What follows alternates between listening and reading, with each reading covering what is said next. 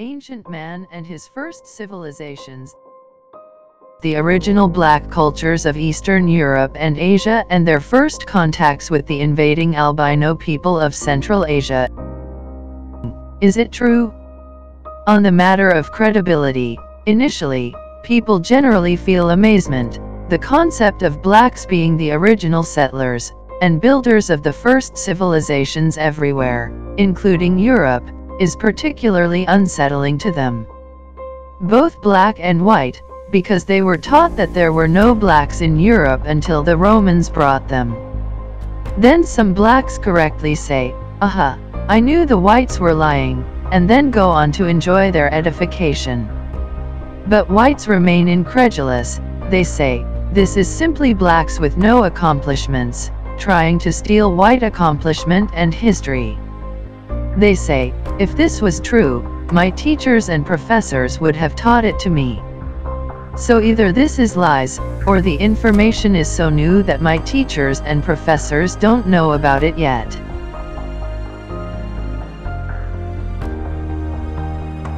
Well, no, though it may be comforting to believe that your teachers and professors are of sufficient character that they would not lie to you, the facts do not support that conclusion. The fact is that European scientists had evidence, and knew from earlier that the 19th century, of the black man's central role in settling and establishing civilization in Europe and everywhere else. The exhibits below attest to the fact that this knowledge was known over 100 years ago. So either your teachers and professors are indeed liars, or they were very poorly educated.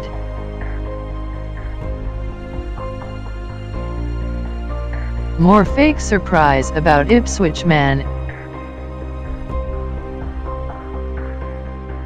British anthropologists have already known and discussed the African origins of the first settlers of the British Isles since the mid-19th century. The underlined text above is then obviously barefaced lies, which is typically of modern albino scientific people. And finally, out of the very mouths of halfway honest albino scientists, the piece de resistance.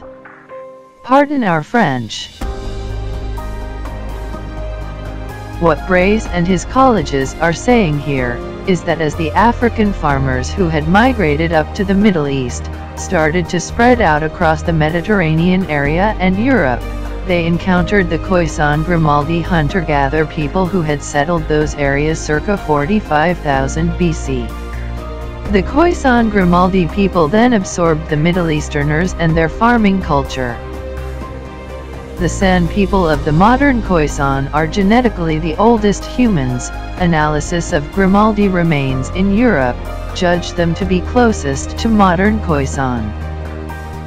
Please note, this wiki article about the Oghuz Turks gives the erroneous impression that all the people of the Balkans are Turks and Muslim. That is not necessarily the case. Numerically, Slavs, and perhaps Christians, are the more numerous group in Eastern Europe.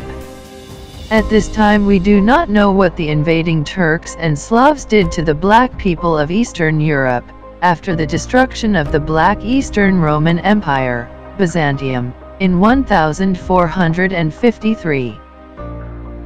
Face of the first European, the newspaper story. Quote, "This clay sculpture portrays the face of the earliest known modern European, a man or woman who hunted deer and gathered fruit and herbs in ancient forests more than 35,000 years ago. It was created by Richard Neve, one of Britain's leading forensic scientists, using fossilized fragments of skull and jawbone found in a cave 7 years ago.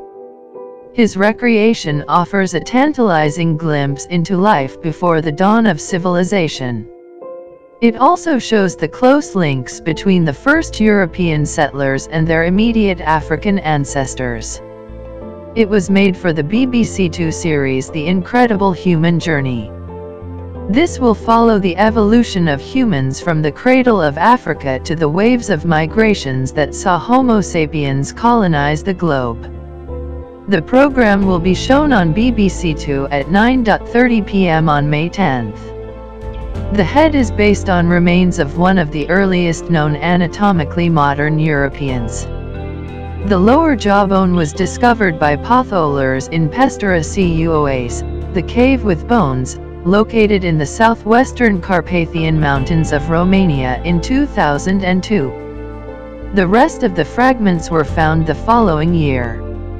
The bones were carbon dated to between 34,000 and 36,000 years ago, when Europe was occupied by two species of human. They were the Neanderthals, who had arrived from Africa tens of thousands of years earlier, and the more recent modern humans, also known as Cro-Magnons. Although the skull is similar to a modern human head, it has a larger cranium, is more robust and has larger molars. Fossil experts are also unsure if the skull was male or female. As is always the case with white people, and information regarding race, there is always the likelihood of falsehood or misinformation. In this case, the Romanian bones are not even close to being the oldest found in Europe. That honor goes to the skeletons that were found in the caverns of Grimaldi, Baesraus, between Mentone and Ventimiglia and on the Italian side of the international boundary. These caverns form one of the most compact groups of Paleolithic caverns in all Europe. These skeletons are complete and date to 43,000 BC. So why all of the fuss over a few skull bones when there are complete skeletons available, which are much older? Simple. The underlined text above tells the story. The bust above provides white deniability. It can be claimed that these were not truly modern humans, but rather, a link in the chain to white people as modern humans. The humanoid Cro-Magnon is often used to make this bogus case. Some whites still cling to the myth that they evolved in Europe, and some white writers and media are intent on perpetuating this ignorance. The reason that nobody mentions the Grimaldi skeletons is that they destroy all deniability. They are undeniably modern humans and are of close resemblance to the San, Khoisan, of South Africa. End of story. So to use them would preclude any possibility of falsehood or misinformation, therefore they are simply ignored.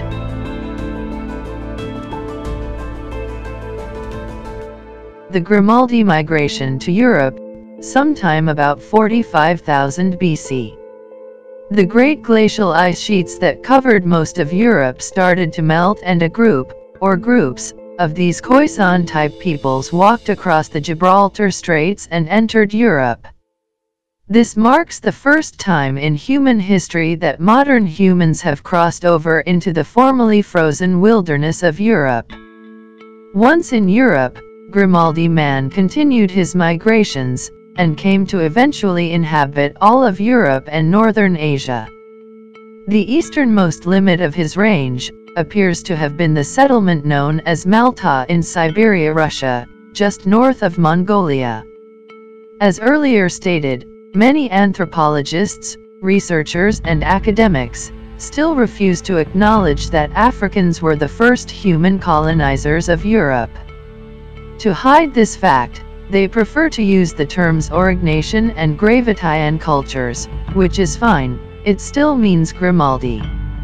However, the current fad of attributing Grimaldi artifacts, such as the cave paintings at Chauvet, France, not far from where Grimaldi entered Europe, picture on the left, to the humanoid Cro-Magnon is in all ways mystifying. Firstly, Cro-Magnon was not a fully modern human. Whites themselves describe Cro-Magnon as an archaic human, meaning characteristic of an earlier or more primitive human. He was actually a later hybrid human. Modern man is much older than the hybrids Cro-Magnon and Neanderthal. So then, the white myth goes like this: the fully modern human Grimaldi enters Europe at about 45,000 BC. He then sits around doing nothing for 10,000 years. Then at about 35,000 BC, the archaic humanoid Cro-Magnon enters Europe. He then immediately sets about creating the most magnificent art known to ancient man. All the while, modern man Grimaldi, he's black you know, sits around doing nothing. And it is from these magnificent Cro-Magnons that white people later evolve. Wanting to be agreeable, okay, that could work, providing Cro-Magnons were idiot savants, a person affected with a mental disability, such as autism or mental retardation, who exhibits exceptional skill or brilliance in some limited field, such as art, mathematics, or music. But of course, that still doesn't settle the racial issue, because thought different, Cro-Magnon like Grimaldi, was a black African, and as we shall see, they didn't turn into white Europeans as some laughably suggest. But here is how white people handle that minor little detail. Steatopygia females.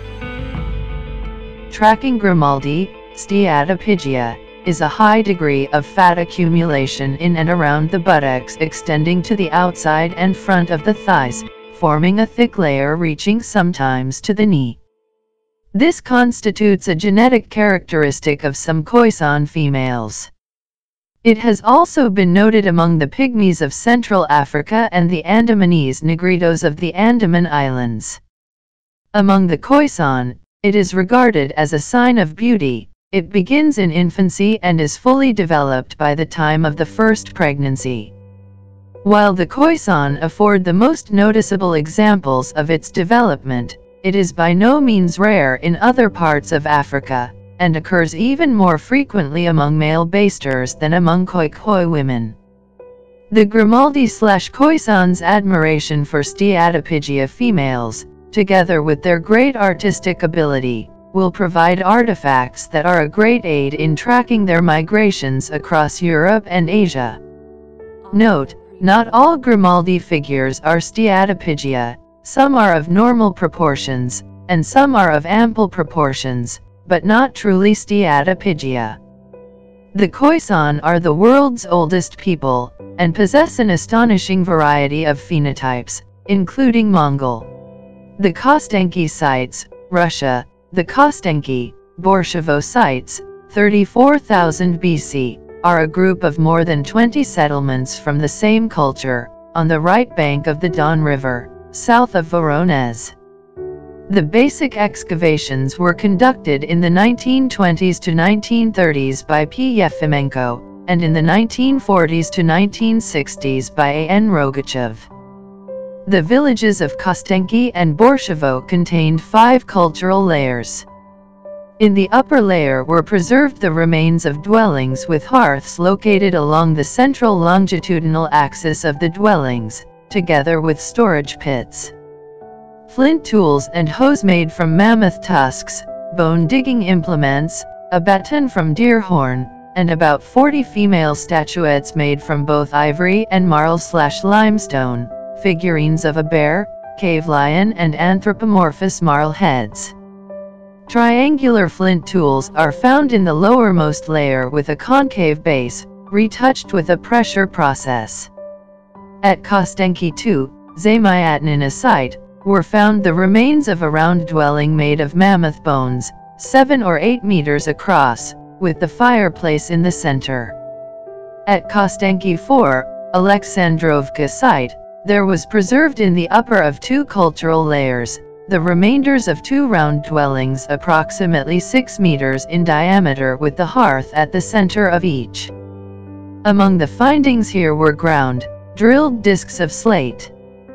In the bottom layer there were 2 long dwellings, with a length of 3.4 m and 2.3 m, and a width of 5.5 m, in which were found flint leaf-like tips processed by pressure retouching. In the second layer were found fragments of human bones, partially burned, as well as flint miniature plates, microliths, and needle-shaped points, burins. Kostenki XI contained not less than 5 cultural layers. In the upper layer, the remains of a round dwelling 9 meters in diameter made from large mammoth bones were discovered. In the lower layers there were interesting findings of triangular flint tips, analogous to those found in the lower layer of Kostenki I. Kostenki 14, Markina Mountain, Markina Gora, contained 4 cultural layers. At Kostenki 15, Gordakovskaja site, the ochred burial of a child of about 6 years was found. With this burial were flint and bone tools, and over 150 drilled teeth of the Arctic fox. Borshevo too contained 3 cultural layers, dated from the end of the late Paleolithic through to the Mesolithic. In the top layer, the camp of a temporary settlement of horse hunters, mammoth bones were absent, but there were reindeer bones. The flint tools were of the microlith type, which could have been used for arrowheads. Kostenki 14, European genetic identity may stretch back 36,000 years. Article in Nature, November 6, 2014. Europeans carry a motley mix of genes from at least 3 ancient sources: indigenous hunter-gatherers within Europe, people from the Middle East, and Northwest Asians from near the Great Steppe of Eastern Europe and Central Asia. One high-profile recent study suggested that each genetic component entered Europe by way of a separate migration and that they only came together in most Europeans in the past 5,000 years. Now ancient DNA from the fossilized skeleton of a short, dark-skinned, dark-eyed man who lived at least 36,000 years ago along the Middle Don River in Russia presents a different view. This young man had DNA from all 3 of those migratory groups and so was already pure European, says evolutionary biologist Eske Willerslev of the Natural History Museum of Denmark at the University of Copenhagen, who led the analysis. In challenging the multiple migration model, the new genome data, published online today in Science, suggest that Europeans today are the descendants of a very old, interconnected population of hunter-gatherers that had already spread throughout Europe and much of Central and Western Asia by 36,000 years ago. What is surprising is this guy represents one of the earliest Europeans, but at the same time he basically contains all the genetic components that you find in contemporary Europeans at 37,000 years ago, Willerslev says. The origins of Europeans used to seem straightforward. The first modern humans moved into Europe 42,000 to 45,000 years ago, perhaps occasionally meeting the Neanderthals whose ancestors had inhabited Europe for at least 400,000 years. Then, starting 10,000 years ago, farmers came from the Middle East and spread rapidly throughout Europe.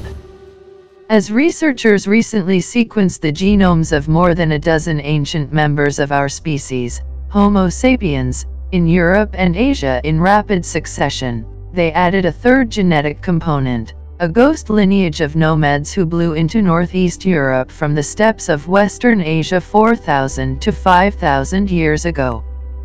To explore European ancestry further, Willerslev's team extracted DNA from the ulna, or lower arm bone, of a skeleton of a young man discovered in 1954 at Kostenki 14, one of more than 20 archaeological sites at Kostenki Borshevo. This area in southwest Russia was a crossroads at the boundary of Eastern Europe and Western Asia and was famous for its carved Venus figures of women. Using radiocarbon dating, the man, also known as the Markina Gora, was recently dated to 36,200 to 38,700 years old, making it the second oldest modern human whose whole genome has been sequenced. Willerslev extracted 13 samples of DNA from the arm bone, and his graduate student Andain Seguin Orlando and other lab members sequenced the ancient genome to a final coverage of 2.42x, which is relatively low and means that on average each nucleotide site was read 2.4 times. From the sequence data, they found gene variants indicating that the man had dark skin and eyes. He also had about 1% more Neanderthal DNA than do Europeans and Asians today, confirming what another, even older human from Siberia had shown, that humans and Neanderthals mixed early, before 45,000 years ago, perhaps in the Middle East. The man from Kostenki shared close ancestry with hunter-gatherers in Europe as well as with the early farmers, suggesting that his ancestors interbred with members of the same Middle Eastern population who later turned into farmers and came to Europe themselves. Finally, he also carried the signature of the shadowy Western Asians, including a boy who lived 24,000 years ago at Malta in central Siberia. If that finding holds up, the mysterious DNA from Western Eurasia must be very ancient, and not solely from a wave of nomads that entered Europe 5,000 years ago or so, as proposed by researchers in September. Willerslev says the data suggest the following scenario: after modern humans spread out of Africa about 60,000 years ago, they encountered Neanderthals and interbred with them, perhaps in the Middle East. Then, while one branch headed east toward Melanesia and Australia, another branch of this founder population, sometimes called basal Eurasians, spread north and west into Europe and Central Asia. There was a really large Met population that probably stretched all the way from the Middle East into Europe and into Eurasia, Willerslev says. These people interbred at the edges of their separate populations, keeping the entire complex network interconnected and so giving the ancient Kostenki man genes from 3 different groups.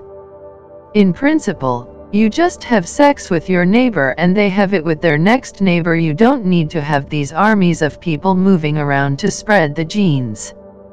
Later, this large population was pushed back toward Europe as later waves of settlers, such as the ancestors of the Han Chinese, moved into Eastern Asia. The Kostenki man does not share DNA with Eastern Asians, who gave rise to Paleo-Indians in the Americas. Other researchers say that this new genome is important because it is the first paper to document some degree of continuity among the first people to get to Europe and the people living there today, says population geneticist David Reich of Harvard University, one of the authors on the triple migration model. It also is a striking finding that the Kostenki 14 genome already has the 3 major European components present that we detect in modern Europeans, says Johannes Kraus of the University of Tübingen in Germany. But even if the man from Kostenki in Russia had all these elements 36,000 years ago, that doesn't mean that other Europeans did, Reich says. His team's DNA data and models suggest that Europeans in the West and North did not pick up DNA from the steppes until much later.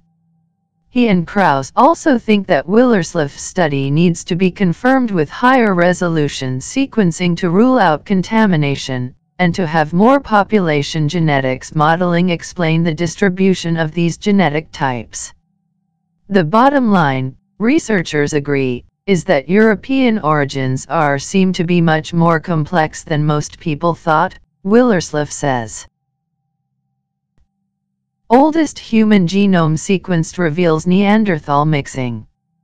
Using remarkably well-preserved DNA extracted from a fossil thigh bone, researchers have sequenced the genome of a 45,000-year-old anatomically modern human, the oldest complete Homo sapiens genome on record.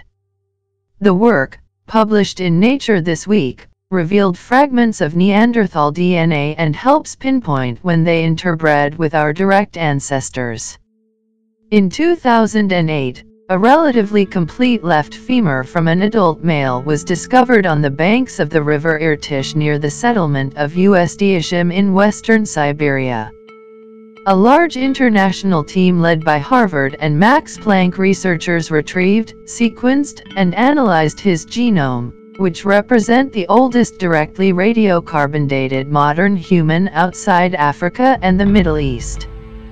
His diet consisted mostly of plants or plant-eating fish, and his genetic code suggests that he has no living descendants today. USDisham inferred to be Y-DNA haplogroup. The viniculture. The viniculture was an early culture, between the 6th and 3rd millennium BC, stretching around the course of the Danube in what is today Serbia, Hungary, Croatia, Bosnia and Herzegovina, Romania, Bulgaria, and the Republic of Macedonia, although traces of it can be found all around the Balkans, as well as parts of Central Europe and Asia Minor, Anatolia.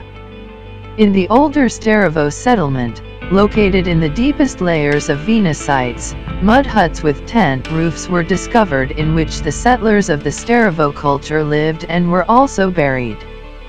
During the period of the Vina culture, houses were erected above ground, with complex architectural layouts, and several rooms built of wood that were covered in mud. The houses in the settlement are facing northeast and southwest, with streets between them. Other settlements include Devostin, Potporanje, Silivac, Plinik, Predioniko Lyobkova, and Ujaver. Recent excavations at the site of the Plinik settlement have shed considerable light on the Vina culture. The Plinik settlement flourished from 5500 BC until it was destroyed by a fire in 4700 BC. The findings suggest an advanced division of labor and central organizations. The Vina symbols, or signs, also known as the Vina alphabet, Vina Turdosh script, or Old European script, are a set of symbols found on prehistoric artifacts from southeastern Europe. A few scholars believe they constitute a writing system of the Vina culture. In 1875, archaeological excavations led by the archaeologist Zsófia Torma, 1840-1899, at Tordos, today Turdosh, Romania, unearthed a cache of objects inscribed with previously unknown symbols. In 1908, a similar cache was found during excavations conducted by Miloš Vasić, 1869–1956, in Vina, a suburb of Belgrade, Serbia, some 120 kilometers from Tordos. Later, more such fragments were found in Banjica, another part of Belgrade. Since then, over 150 Vina sites have been identified in Serbia alone, but many, including Vina itself, have not been fully excavated.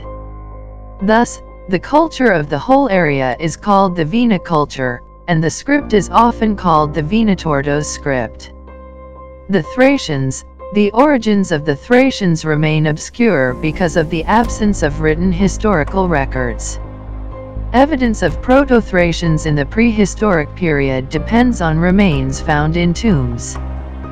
Proto-Thracian tombs can be found dating back to 3000 BC, when what can be termed as Proto-Thracian culture began to form. It is generally proposed that a Proto-Thracian people developed from a mixture of the indigenous black people and the white Kurgan invaders during the Kurgan expansion in around 1500 BC. By 300 BC mulattoes were commonplace. But from this mural, it appears blacks retained kingship. The first historical record about the Thracians is found in the Iliad, ancient Greek epic poem attributed to Homer. See note below, where they appear as allies of the Trojans.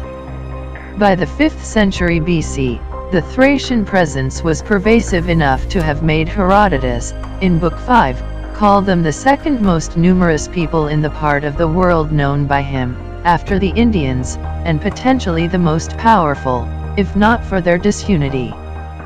The Thracians in classical times were broken up into a large number of groups and tribes, though a number of powerful Thracian states were organized, such as the Odrysian kingdom of Thrace, and the Dacian kingdom of Burbista. The Odrysian kingdom, Syrthopolis, was a city founded by King Syrths III, and was the capital of the Odrysian kingdom. The city was founded sometime between 325 BC and 315 BC. It was a small city, built on the site of an earlier settlement. The ruins of the city were discovered and excavated in 1948 by Bulgarian archaeologists during the construction of the Georgi Dimitrov, later renamed Koprinka, reservoir. The city is now underwater in the reservoir. Sometime in the Odrysian Kingdom period, and close to the city of Sirthopolis, a magnificent Thracian tomb was built. It consisted of a vaulted brickwork beehive tomb, and contained among other things, painted murals representing a Thracian couple at a ritual funeral feast. The dark-skinned nature of the king or noble suggests that blacks still survived at this late date, in the form of mixed-race royalty. The tomb was declared a UNESCO World Heritage Site in 1979. As with the Roman Byzantine Empire, black kings and nobles marrying albino princesses was probably the price of peace in the Balkans also, as the albino invaders from Central Asia swept in. As in so many places, the modern-day mulatto descendants of those peace marriages are now marginalized in the now white albino societies. The Varna culture. The Varna culture belongs to the late Neolithic of northern Bulgaria. It is conventionally dated between 4400 to 4100 BC, and is contemporary with Karanovo 6 in the south. It is characterized by polychrome pottery and rich cemeteries, the most famous of which are at the Varna necropolis, the eponymous site, and the Durankulak complex, which comprises the largest prehistoric cemetery in southeastern Europe, 1,200 graves, with an adjoining coeval Neolithic settlement and an unpublished and incompletely excavated Chalcolithic settlement. Burial is normally flat on the back, sometimes covered with stones. Grave gifts include bracelets of spondylus, carnelian beads, gold beads, and pendants, and blades of blonde balkanic flint. Over 3,000 gold artifacts were found, with a weight of approximately 6 kilograms, over 13 pounds. Grave 43 contained more gold than has been found in the entire rest of the world for that epoch. See skeleton below. There is a great reluctance on the part of white people to definitively identify the race of ancient populations. Even though, in many cases, it is quite easy to identify the race of the people in question. Here we shall demonstrate the ease with which it is done. Skull comparison: Africans, blacks, as the ancestors of all modern humans, logically must encompass all human phenotypes. You can't pass on what you don't have. As can be seen in the display of black phenotypes above, they do. Black phenotypes run from noses with high bridges to noses with low bridges, and all in between. From lips that are very thin, to lips that are very full, and all in between. From hair that is very straight, to hair that is tightly curled, and all in between. From hair that is very blonde, to hair that is very black, and all in between. From skin that is very black, to skin that is very pale, and all in between. From eyes that are hooded and almond-shaped, to eyes that are round, and all in between. From eyes that are very black, to eyes that are light-colored, and all in between. That said, it must be noted that in otherwise healthy Africans, pale hair, eyes, or skin, as with the child above, is a sign of a genetic disorder, in the case above, albinism. Caucasians, whites, and Mongols, Chinese, as subsets of the black race, they lack the genetic diversity of the black race, and as such, they carry only a few of the phenotypes of the black race. For this reason, it is sometimes easy to differentiate between Caucasians, whites, and blacks, using cranial analysis. In order to determine the race of the occupant of Varna grave 43, a comparison was made of its skull, and the skull of a modern African and the skull of a modern white European. The results were readily apparent and conclusive, just from the nasal indices. The occupant of grave 43 was an African male. To reiterate, the albino people of Europe are the least genetically diverse humans. Thus they, in the main, have only one nasal type, the high, narrow nasal bridge type. Whereas, as can be seen from the photos above, blacks have the full range, from the low, wide nasal bridge, to the high, narrow nasal bridge type, common to Europeans.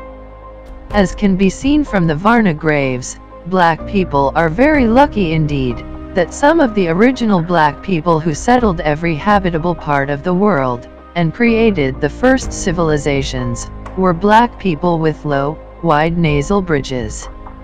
Otherwise it would have been much more difficult for us to know that the albinos people were lying about what happened in history, and who was doing it, and just as importantly, that they played no part until almost the current era.